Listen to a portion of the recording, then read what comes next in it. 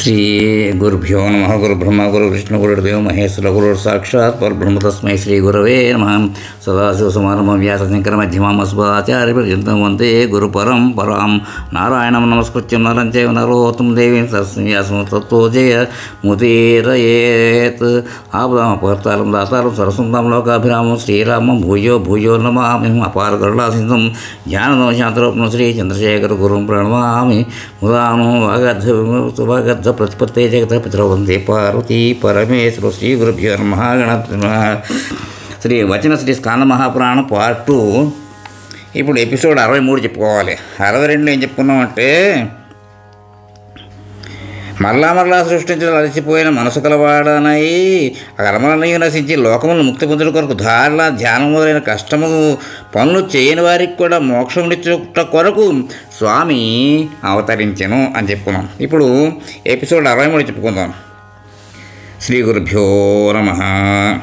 స్వామి ఎవరు, ఎట్లు భావించినాచో వారికి అట్లు కనిపించను. స్వామిని చూతురిచే పాపములు అన్నీ నశించి నిర్మలమగు ఆత్మ కలవారై మానవులు ముక్తికి అర్హతను పొందెదరు. జైమిని ఇట్లు చెప్పాను. ఇది విని దేవతలందరూ అమృతం వంటి బ్రహ్మవాక్కును వాక్కును విని ఆనందించిన హృదయంతో ఇట్లు తలచి ఆశ్చర్యకాలమున నిలచు దేవత్వను వదిలి భూమికి వెళ్ళి నియమముతో ఈ క్షేత్రమందు స్వామిని ఆరాధించదము. విరిసిన ముఖములో గల దేవతలను చూచి బ్రహ్మ ఇంద్రజిముని అనుగ్రహించుటకే స్వామి ప్రత్యక్షమయ్యను. అతడి ప్రతిమ తనంతట తానే మాట్లాడును. భక్తవత్సలుడు స్వామి పెక్కు వరమునిచ్చును. ఇంద్రజిముడు నిర్మించే ప్రాసాదమునందు స్వామిని ప్రతిష్ఠించుటకు నేను అతడికి వచ్చేదను. మీరు కూడా అతడికి రావలేను. ప్రతిష్ఠ చేయుటకు తగిన వస్తువులను ఏర్పాటు చేయుటకు ఇంద్రజిముడు ముందు వెళ్ళును. మీరు కూడా అతడికి వెళ్ళి సహాయం చేయవలేను. మీరు ఇంద్రజిమునితో అతడికి వెళ్ళి ప్రాసాదములకు ప్రతిమలకు అధికారి ఈ మహారాజుతో వెళ్ళి కావలసిన సామగ్రిని సమకూర్చవలేను. ఈతడి సంతతి కూడా భూమిపై లేదు కనుక పద్మనిధిని తోడుగా ఇచ్చి పంపెదను. స్వామిని ప్రతిష్ఠించుటకు సమస్త వస్తువులను సమకూర్చుటకు అతడు సహాయం చేయను. ఇంద్రజిముడు మిక్కిలి ఆనందించి బ్రహ్మ సంబంధము నిధిని చూచి మిక్కిలి ఆశ్చర్యం పొంది బ్రహ్మకు నమస్కరించి అతడి ఆజ్ఞను శిరసావహించి దేవతలతో కలిసి బ్రహ్మ అనుమతితో భూమికి దిగి వచ్చాను. పురుషోత్తమ క్షేత్రం మహాత్మ్యం 18. జైమిని ఇట్లు చెప్పాను. జగన్నాథుని సమీపించి చాలా కాలం నుండి ఉత్కంఠతో కూడుకున్న మనస్సు కలవాడై ఓడలు ఎగుర్పొడవగా దండ ప్రణామం చేసెను. పరబ్రహ్మ స్వరూపము గోవులకు బ్రాహ్మణులకు హితము కలిగించువాడు, నమస్కరించిన వారి దుఃఖము నాశనం చేయవాడు, ధర్మాది 4 చతుర్విధ పురుషార్థములను ప్రసాదించువాడు నీకు నమస్కారము. ఓ వాసుదేవా, శుద్ధముగ జ్ఞానములకు రూపమైన వాడా, నీకు నమస్కారము అని పలుకుతూ స్తుతించుతూ రాజు ఆనంద భాష్పములతో కన్నులు నిండినవాడై ప్రదక్షిణము చేసి చేతులు జోడించి దేవతలతో కలిసి స్వామికి నమస్కరించిరి. దేవతలు ఇట్లు పలికిరి. 1000 శిరస్సులు, కన్నులు, పాదములు కలవాడ, భూమినంతటినీ వ్యాపించిన 10 అంగుళములు మిగిలితివి. ఎవరు పరబ్రహ్మయో పరమాత్మ అని కీర్తింపబడును. భూత భవిష్యత్ వర్తమానము అన్నీ ఆ పురుషుడే. నీ నుండి వేదములు పుట్టినవి, యజ్ఞపురుషుడు కూడా పుట్టను. చరాచరములు అన్ని భావములు నీ నుండి ప్రభవించినవి.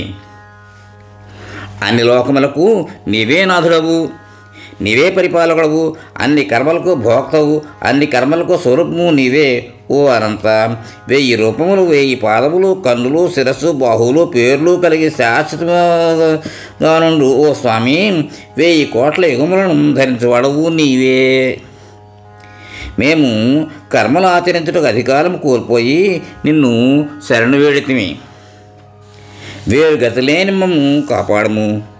ఓ జగన్నాథ, రక్షింపము. పరమేశ్వర, మమ్ము కాపాడము. ఓ అంతర్యామి, సమస్త తేజస్సులకు నిధివగు నీకు నమస్కారం అని దేవతలు స్తుతించి మరలా నమస్కరించి ఇంద్రజిమునితో కలిసి బయటకు వచ్చిరి. పిమ్మట శ్రీ నరసింహక్షేత్రములకు వెళ్ళి నమస్కరించి పరమభక్తితో నరసింహునికి నమస్కరించి పూజించిరి. ప్రాసాదము నిర్మించిన నీలాద్రి శిఖరం వద్దకు సమస్త వస్తువులను సమకూర్చు పద్మానిధితో కలిసి వెళ్ళేది. అతట మిక్కిలి ఎత్తైనది, ఆకాశమున వ్యాపించినది, వింధ్యపర్వతం మించిపోయినది అగు ప్రాసాదమును చూచిరి. అప్పుడు వైష్ణవోత్తముడు ఆ ఇంద్రజిమ్నుడు, నేను సత్యలోకములకు వెళ్ళటకు ముందు ఈ ప్రాసాదం పూర్తయి ఉండలేదు, కానీ ఇప్పుడు సంపూర్ణమై ఉండుట స్వామి ప్రభావమే కానీ మానవ ప్రయత్నం కారణము కాదు. మన్వంతరము కూడా పూర్తయినది, అయినప్పటికీ ఈ ప్రాసాదము నిలిచి ఉన్నది. ఇది మిక్కిలి దుర్లభం. నాపై అనుగ్రహముచే ఈ భవనమును స్వామి కాపాడను అని తలచి పిమ్మట తనకు సహాయంగా వచ్చిన వారితో ఇట్లను, జగన్నాథుని ప్రాసాదం నిర్మించితేనని మీకు తెలియను. స్వామి దారు రూపమున ఇతట ఆవిర్భవించను. అప్పుడు అశరీరవాణి నాతో ఇట్లు పలికెను, స్వామి కొరకు నీలాద్రి శిఖరంపై చేతిలో నిడివిగల ప్రాసాదము నిర్మింపు అనను. స్వయంగా వచ్చును కనుక ఇతర సామగ్రిని సమకూర్చడానికి ఎవరు సహాయపడగలరు అని పలకగా, కర్మము చేయటందుకు అధికారం లేని దేవతలు ఇట్లనేది, దీన్ని గురించి మాకు కూడా తెలియదు. స్వామి మాకు గురువు, బ్రహ్మకు గురువు. ఈ విషయం మా వశమందు లేదు. పద్మనిధి ఇట్లు పలికాను, ఓ రాజా, బ్రహ్మ ఆజ్ఞాపించటతే నేనితటికి నీతో వచ్చి తిని నేనితటి ఏమి చేయవలయను? ఏ వస్తువు సమకూర్చవలను?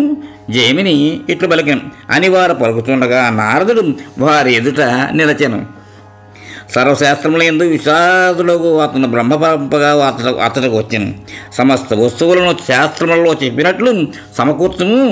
నీవు చెప్పినతో పద్మనిధి వాటిని ఏర్పరచునని బ్రహ్మ చెప్పగా అతడికి వచ్చిన నారదుని చూసి వారందరూ ఆనందించి లేచి నిలచేరి. ఇంద్రజిమ్నుడు నారదుడికి షడాఖ్యములచే స్వాగతం చెప్పాను. దేవతలు నారదుడిని నమస్కరించిరి.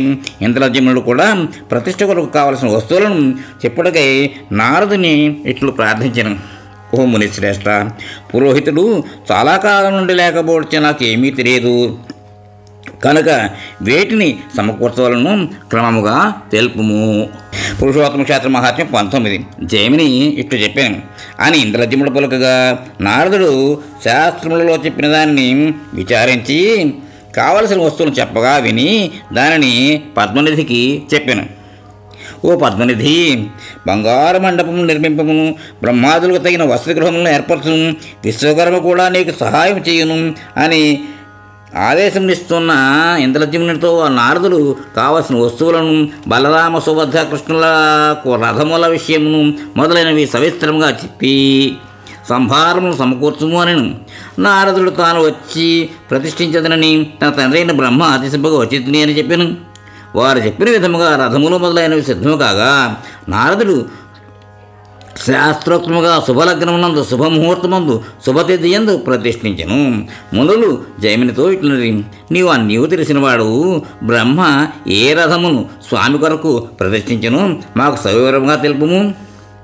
జైమిని ఇట్లు చెప్పాను, నారదుడు ఏ విధంగా రథమును ప్రతిష్ఠించినో ఆ ప్రకారము చూసినట్టుగా మీకు చెప్పేదను.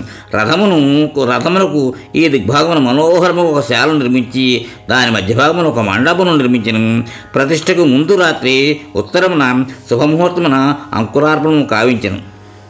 32 దేవతలు యథావిధి బలి ఇచ్చిన ప్రాతకాలమున ఆ వేదిక మధ్య ఒక మండపము పద్మము ఆకారమున విధి విధానముగా ఏర్పాటు చేసి ఆచార్యుడు తూర్పు దిక్కుకు తిరిగి శుచి అయి దేవదేవుడు అవ్యయుడు నరసింహుని మంత్రరాజముతో ఉపచారములతో పూజించి అనుగ్రహమును పొంది ఆ కుంభమునందు స్వామిని ఆవాహన చేశాను.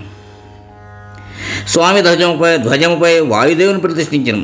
గంధాదులచే అర్చించి తగిన మంత్రమును చదువుతూ గరుత్మంతుని ప్రార్థించను. గరుత్మంతుని రథము పై భాగమును ప్రతిష్ఠించను. పిమ్మట పూర్ణాహుతిని సమర్పించి బ్రహ్మకు ఆచార్యునికి దక్షిణలు ఇచ్చను. తర్వాత పాయసము, తేనె మొదలైన వాటిచే బ్రాహ్మణులకు భోజనములు పెట్టి ద్వాదశాక్షర మంత్రము పఠించుతూ బలరాముని రథమును ప్రతిష్ఠించి నాగలి గుర్తుగల ధ్వజమును ఏర్పాటు చేశాను. సుభద్ర యొక్క రథమును లక్ష్మీ సూక్తం పఠించు ప్రతిష్ఠించాము. పద్మము చిహ్నముగా గల ధ్వజమును ఏర్పరచాము. ఇట్లు విధి విధానముగా ప్రతిష్ఠించిన రథమునందు స్వామిని వేదఘోషతో విధిపూర్వకంగా ఆరోహింపజేశాము. స్వామితో సకల శుభలక్షణములు గల అశ్వములతో, ఏనుగులతో, వృషభములతో కూడి వెళ్ళాను. విష్ణు భక్తులు వారు స్వామిని జాగ్రత్తగా తీసుకుని వచ్చాను. ఓ దేవతలారా, బలిని స్వీకరిద్దురుగాక, లోకములకు శుభములు కల్పింపుడు, ఈ విధముగా చేయవలసిన పనులను ఇంకా చెప్పసాగాను అని వేడాను. కల్పింపుడని వేడాను. విఘ్నములు కలగకుండా చూసుదురుగాక, దైత్యులు భూతగణములు సౌమ్యులై తృప్తులగుదురుగాక. పిమ్మట స్వామిని సమభూమిపై వైష్ణవ గాయత్రి మంత్రమును విష్ణు సూక్తమును చదువుతూ తీసుకుని వెళ్ళవలేను. శాంతి హోమం చేయవలేను. బ్రాహ్మణులకు భోజనం పెట్టవలను. అన్నదానములు చేయవలను. ఇట్లా అనేక విషయములు చెప్తూ చివరకు రథమునందు ఎచ్చట దోషములు గలవో అచ్చట దీక్షితుడైన వాడు ప్రతిష్టామంత్రముతో హోమము చేయవలేను. దానివల్ల విశేషముకు శుభము కలుగును. హోమము ముగిసిన వెంబట బ్రాహ్మణులతో శాంతి చేయవలయను. బ్రాహ్మణులకు శుభము కలుగుగాక. ఎల్లప్పుడూ రాజులకు, ఆవులకు, ప్రజలకు శుభము కలుగుగాక, లోకములకు శాంతి కలుగుగాక. ఇట్లు అందరికీ శాంతి కలగవాలని కోరుతూ దేవునికి శాంతి కలుగుగాక. భూమికి స్వర్గములకు మంచి జరుగుగాక. ఓ దేవా, నీవే ఈ లోకమును సృష్టించిన వాడవు, నీవే పోషించువాడవు. ఈ ప్రజలను రక్షింపుము. ఓ జగన్నాథ, లోకములకు శాంతి కలిగింపుము. ఓ రాజా, యాత్ర కారణముగా పురుషునికి దుష్టగ్రహముల పూజ చేసి శాంతింపజేయవలయును. పురుషోత్తమ క్షేత్ర మహాత్మ్యం 20. జయమిని ఇట్లు చెప్పిన యథావిధిగా చేసినతో ఎట్టి ఉత్పాదము కలగదు. పిమ్మట దేవతలందరూ సుముహూర్తమున ప్రసాదము సమీపమునకు వచ్చింది. ఒక గొప్ప శాలను ఇంద్రాజ్యముని ఆజ్ఞపై విశ్వకర్మ నిర్మించను. సభను అర్చించడానికి కావలసిన వస్తువులను, వివిధములకు భోజ్యములను పూర్వము సామ్రాజ్యములందు ఉన్నట్లే ఏర్పాటు చేసింది. ప్రతిష్ట కొరకు శివాలయ సంభారములన్నీ ఉత్తమమైనవి సమకూర్చాను. ఆ సమయమున గాలవుడు అను రాజు పరిపాలించుతుండను. అతడు రాజుతో మాధవుని విగ్రహం చేసి ఆ ప్రాసాదమందు ప్రతిష్ఠించి యథావిధిగా పూజిస్తూ ఉండెను. ఆ రాజుకు దూతలు ఇంద్రజిమ్నుడు చేస్తున్న ప్రతిష్టావిధిని గురించి చెప్పిరి. అది విని కోపించి తన సైన్యంతో కలిసి నీలాద్రికి వచ్చాను. అతని మానవులకు ఊహించడానికి కూడా వీలు కాని ప్రతిష్ట కొరకు తెచ్చిన సమస్త వస్తు సంభారమును చూసి మిక్కిలి ఆశ్చర్యం పొంది నిశ్చేషుడయ్యను. దీని గురించి విచారించి బ్రహ్మలోకము నుండి వచ్చిన ఇంద్రజిమ్నుడు అతడ దేవాలను ప్రతిష్ఠిస్తుండని తెలుసుకున్నాను. ప్రతిష్ఠ కొరకు దేవతలతో కలిసి సమస్త సంభారములతో పద్మనిధితో గురువుకు నారదునితో వచ్చినని తెలుసుకున్నాను. ప్రతిష్ఠ కొరకు దేవదేవుడు బ్రహ్మవచ్చుతుండని వినిన రాజు మిక్కిలి ఆశ్చర్యం పొందిన. తన రాజ్యంలో ఇదంతయు జరుగుట వలన తనను తాను ధన్యునిగా భావించెను. ఈ ఇంద్రుని సమీపమున నిలచి జరుగుతున్న కార్యక్రమం యథావిధిగా తెలుసుకుని ప్రతి సంవత్సరం ఈ ఉత్సవం జరిపెదను. స్వామిని సేవించకపోవడితే నా జన్మ వ్యర్థమైనది కనుక జగద్గురువుకు ఇంద్రజిమ్నునికి నమస్కరించును. భాగవద్భక్తులలో శ్రేష్ఠుడు బ్రహ్మలోకం నుండి వచ్చినవాడు అతన్ని శరణు కోరి స్వామిని ప్రత్యక్షంగా చూచిదను. స్వామి ప్రతిష్టాపమును చూచి నిశ్చయముగా ముక్తిని పొందేదను.